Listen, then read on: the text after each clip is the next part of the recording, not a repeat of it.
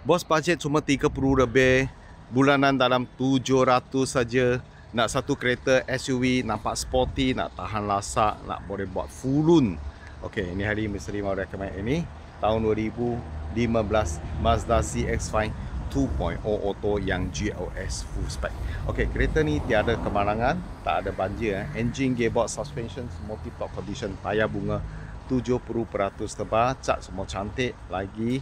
Bos ambil balik tak payah dia apa, pakai sajalah. Okey, ini hari juga nak jual harga termurah di market Malaysia 36,800 saja. Boleh buat full lah kalau bayar dekat 6 tahun, lebih kurang 700 lebih saja. Okey, sekarang misteri review ini kita kasih bos.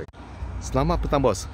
Misteri baru dapat trade in ini tahun 2015. Ni adalah Mazda CX-5 2.0 Auto Sky Active model Kereta ni cat semua cantik lagi dah, tak ada accident.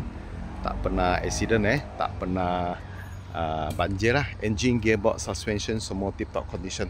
Elok-elok lagi Tayar bunga 7 ke 80% tebal lah.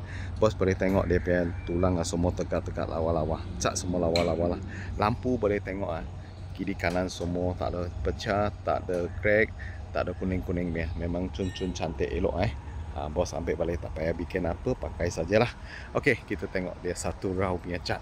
Cat semua cantik lagi, nampak elok-elok tak ada kemik-kemik, tak ada cala-cala semua lawa lagi. Nampak?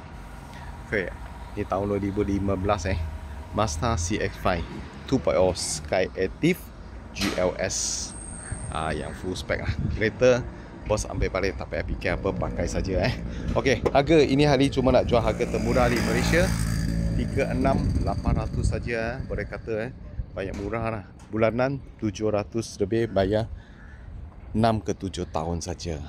Kalau bos minat ini kereta nak buat full-un, boleh datang jumpa. Okey, kalau GLS dia ada leather seat sama dengan power seat Okey, leather dengan power seat ni semua berfungsi. Leather semua lawa-lawa lagi, tengok.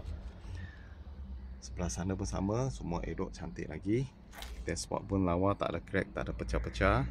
Walaupun semua original lagi. Okey, steering pun cantik tak ada pecah-pecah. Gear knob pun elok.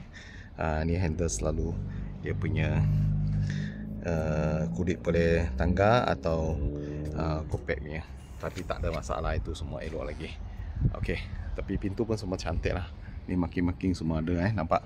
Okey, tahun 2015 harga 36,800 saja boleh buat full-un, bulanan 700 lebih, bayar 6-7 tahun lah. Kalau ada bos suka ini kereta nak buat full-un, boleh datang jumpa, tak ada masalah. Thank you for support.